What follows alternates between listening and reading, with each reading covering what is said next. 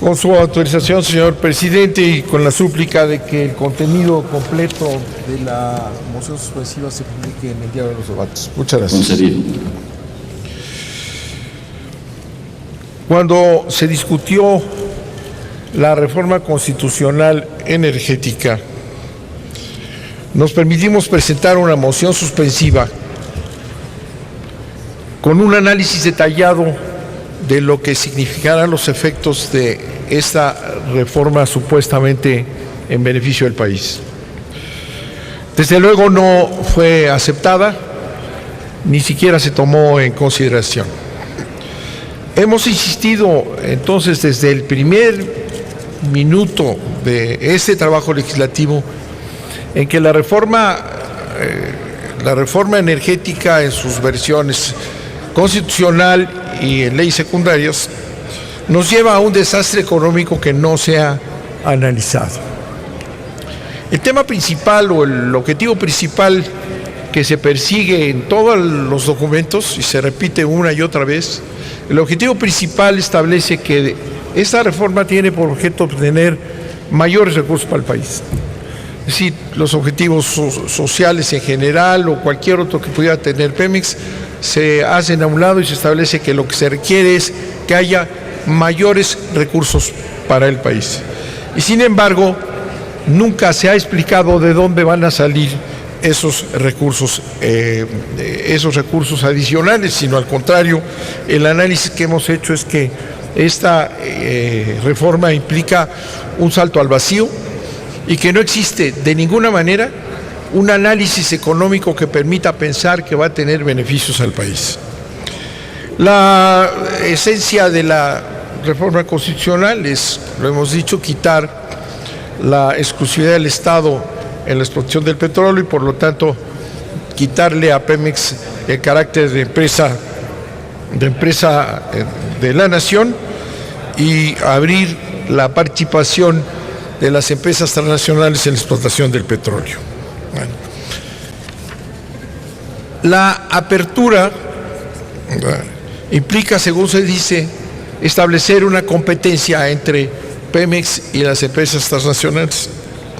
Sin embargo, no está planteado así en el fondo, sino está muy claramente establecido que esta transformación que se va a dar,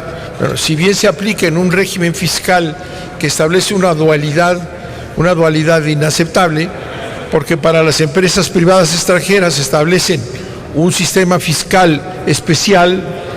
beneficioso a las empresas, como se dice que se maneja a nivel internacional, y por lo que respecta a Pemex se le mantiene en la misma situación de una empresa extractiva.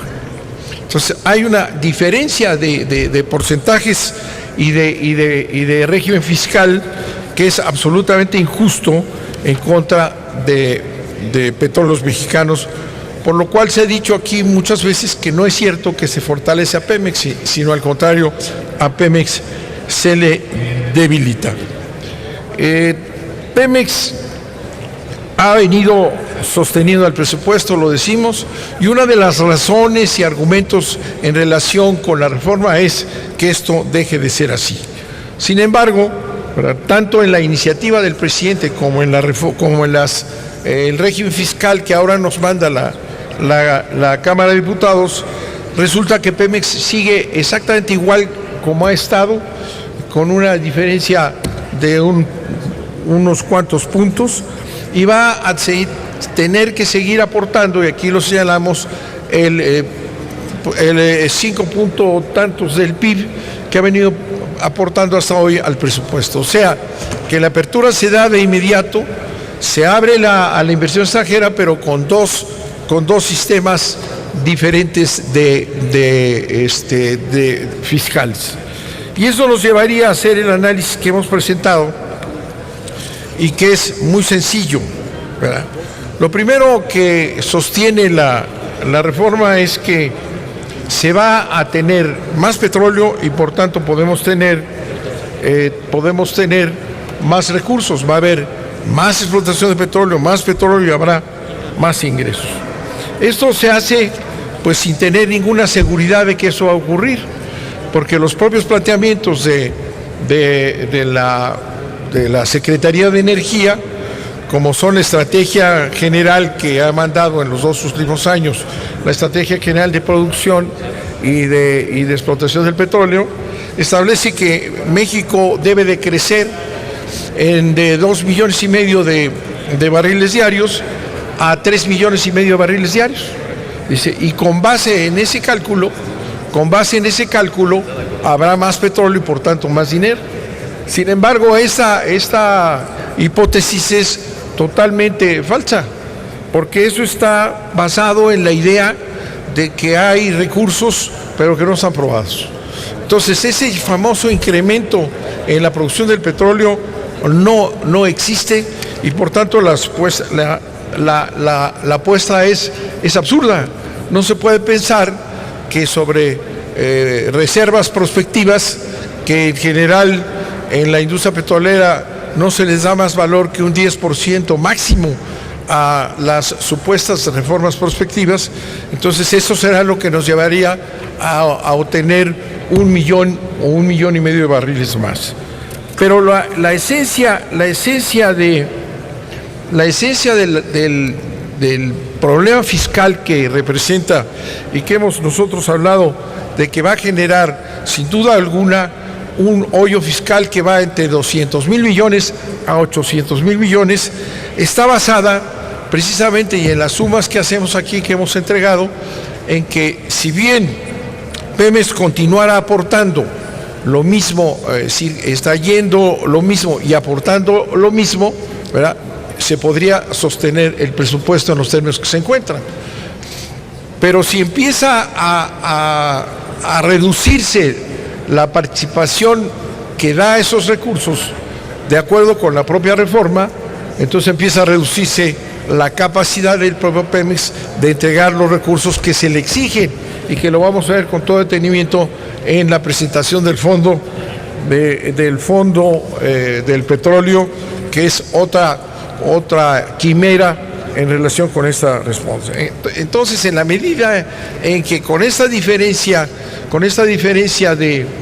regímenes fiscales, en la medida que Pemex vaya extrayendo menos petróleo, ¿verdad?, va el Estado mexicano recibiendo menos recursos, porque el régimen fiscal de las empresas privadas representa una cantidad claramente inferior a lo que representaría Pemex.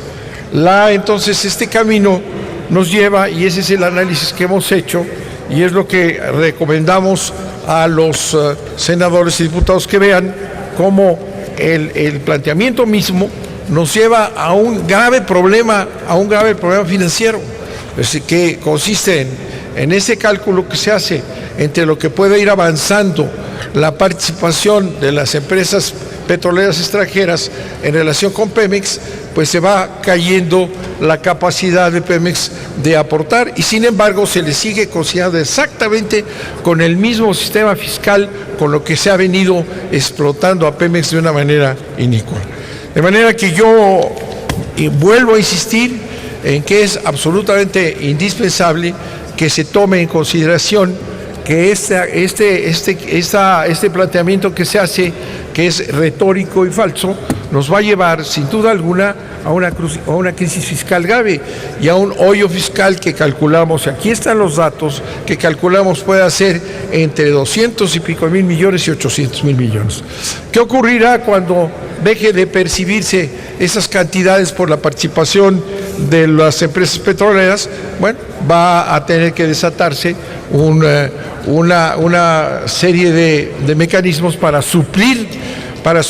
lo que deje de aportar Pemex, y que la participación de las empresas petroleras extranjeras no va a aportar porque el régimen fiscal no lo produce. Entonces tendremos un colapso de las finanzas públicas, la necesidad de generar más impuestos, la obligación, en dado caso, de bajar la inversión social, la inversión pública, y por lo tanto nos va a crear, en lugar de lo que se ha planteado aquí una y otra vez, de que con esto va a haber empleo y va a haber un gran crecimiento, lo que nos va a generar ese cálculo equivocado en contra de Pemex y de la empresa nacional y del Estado mexicano. A final de cuentas, nos va a crear una gran crisis económica y, por lo tanto, mayor pobreza y mayor desigualdad en este país.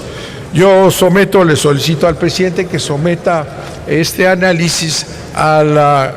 consideración del Senado como una moción suspensiva que debió haber obligado desde el primer día a hacer este análisis económico que nunca se hizo, nunca se ha hecho, y nos están lanzando a una aventura en contra de los intereses nacionales sin ninguna explicación de ningún tipo del gobierno de Peña Nieto de cuál va a ser este manejo de las finanzas públicas que he descrito va siempre en contra de los intereses nacionales. Muchas gracias, señor presidente. Gracias, senador Urbán. Solicito a la Secretaría consulte a la Asamblea en votación económica si se admite a debate en la moción presentada. Consulto a la Asamblea en votación económica si admite a debate la moción presentada. Quienes estén por la afirmativa, a favor de levantar la mano.